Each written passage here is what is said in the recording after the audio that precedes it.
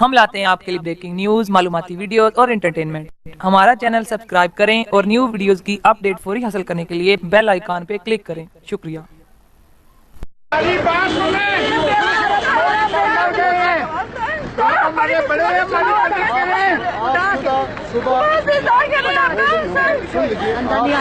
आप सुबह 11:30 बजे मेरे कमरे में उन्होंने कह दिया